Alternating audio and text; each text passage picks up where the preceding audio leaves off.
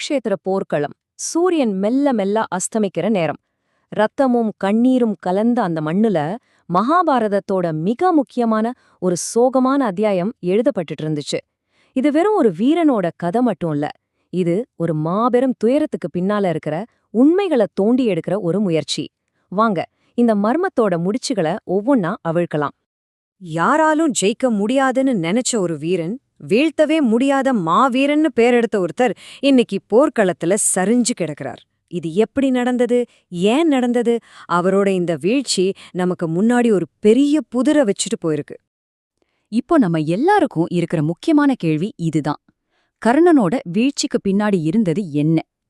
நாம இப்போ ஒரு துப்பறிவாளர் மாதிரி ஒவ்வொரு சாட்சியமா சேகரிச்சு உண்மைய என்னன்னு கண்டுபிடிக்க போறோம். இது ஒரு சரித்திர புதிர். சரி, இந்த மொத்த கதைக்கும் நடுவுல நிக்கிறவர் தான் கர்ணன்.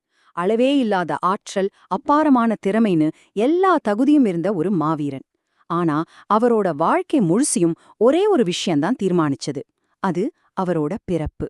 துரோணர் பரசுராமர்னு பெரிய குருக்கள் கிட்ட வித்த கத்துக்கிட்டவர். தெய்வீக அஸ்திரங்களை எல்லாம் இயக்குற சக்தி அவருக்கு இருந்துச்சு.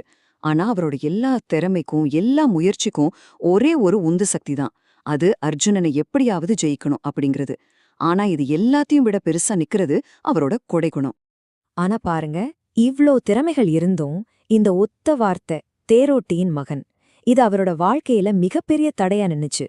ஒரு வீரனுக்கு கிடைக்க வேண்டிய மரியாதை, அங்கீகாரம் எல்லாத்தையும் இந்த ஒரு சமூக அடையாளம் அவர்கிட்ட இருந்து தட்டி பறிச்சது. இதுதான் கர்ணனோட சோக கதைக்கான அடித்தளமே.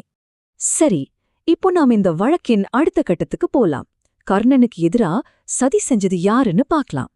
இங்க நாம பார்க்க போறது வெறும் துரதிருஷ்டமான சம்பவங்கள் இல்ல. இது விதியால ரொம்ப கவனமா பின்னப்பட்ட வலைகள். சொல்லப்போனா கர்ணனை வீழ்த்தின உண்மையான ஆயுதங்களே இதுதான். முதல் சாட்சி குரு பரசுராமர். கர்ணன் தன் குரு கிட்ட தன்னோட உண்மையான அடையாளம் என்னன்னு சொல்லாம ஒரு பொய் சொல்றான். அந்த ஒரு பொய், அதுக்கு கிடைச்ச பரிசுதான் இந்த பேரழிவை உண்டாக்கக்கூடிய சாபம். யோசிச்சு பாருங்க, ஒரு வீரனோட பெரிய பலமே அவனோட பிரம்மஸ்திரம் தான். ஆனா கரெக்டா உனக்கு எப்போ அது தேவையோ அப்போ அது உனக்கு உதவாதுன்னு சொல்றது எவ்ளோ பெரிய சதி. அடுத்த சாட்சி ஒரு அந்தணர். தெரியாம நடந்த ஒரு தப்புக்காக, ஒரு பசுவோட மரணத்துக்காக கர்ணனுக்கு இந்த சாபம் கிடைச்சது. ஒரு போர்ல ஒரு வீரனுக்கு அவனோட வேகம் எவ்வளோ முக்கியம். ஆனா அந்த வேகத்தையே முடக்கிற மாதிரி அவனோட தேரோட சக்கரமே அவனை கைவிடும்னு சொல்றது அடுத்த பொறி. இது அவரோட கடைசி போர்ல அவரோட இயக்கத்தையே நிறுத்திடுச்சு. இப்ப நாம பார்க்க போறதுதான் இந்த கதையோட ரொம்பவே உணர்ச்சிகரமான ஒரு கட்டம். போர் ஆரம்பிக்கிறதுக்கு கொஞ்ச நாள் முன்னாடி கர்ணனோட வாழ்க்கையில ஒரு புயல் அடிக்குது. அவரோட உண்மையான தாய் குந்தி ஒரு பெரிய ரகசியத்தோட வந்து நிக்கிறாங்க. இந்த சந்திப்பு அவரோட விதியையே மாத்தி அமைச்சுது. இப்போ நீங்களே சொல்லுங்க, இது எவ்வளோ பெரிய ஒரு தர்ம சங்கடம். ஒரு பக்கம் இத்தனை வருஷம் கழிச்சு வந்து நிக்கிற அம்மா, அவங்களுக்கு ஒரு வாக்குறுதி கொடுக்கணும். இன்னொரு பக்கம் தனக்கு எல்லாமே கொடுத்து வாழ்க்கை கொடுத்த நண்பன் துரியோதனன், அவனுக்கு கொடுத்த வாக்க காப்பாத்தணும். ரெண்டுல எதை விடுறது, எதை காப்பாத்துறது? குந்திக்கிட்ட கர்ணன் சொன்ன இந்த ஒரு வரியில ஒரு பெரிய தியாகத்தோட வலி இருக்கு.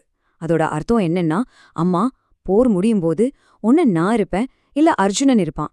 ஆனா எப்படி பார்த்தாலும் உனக்கு 5 பசங்க உயிரோட இருப்பாங்க. பாத்தீங்களா, தன் எதிரிகளை காப்பாத்துறதுக்காக தன் மரணத்தையே ஏத்துக்க தயாரா இருந்தான். இது கொடுக்க வாக்குக்காகவும் தன்மானத்துக்காகவும் செஞ்ச ஒரு தியாகம். சரி, இப்போ நாம கிளைமேக்ஸ்க்கு வந்துட்டோம். போரோட 17வது நாள் குருக்ஷேத்திரத்துல நாம இதுவரைக்கும் பார்த்த எல்லா சாபங்களும், எல்லா வாக்குறுதிகளும், எல்லா தர்ம சங்கடங்களும் ஒன்னா வந்து ஒரே இடத்துல நிக்குது. இப்போதான் விதி தன்னோட கடைசி ஆட்டத்தை ஆட ஆரம்பிக்குது. கர்ணனோட கடைசி நிமிடங்கள். எப்படி ஒரு மாவீரன் வீழ்த்தப்பட்டான் வாங்க பார்க்கலாம். முதல்ல அந்தணரோட சாபம் வேலை செய்ய ஆரம்பிக்குது. தேர் சக்கரம் பூமியில பொதஞ்சு போகுது. அடுத்த நிமிஷம் பரசுராமரோட சாபம், பிரம்மாஸ்திரத்தோட மந்திரம் சுத்தமா மறந்து போகுது.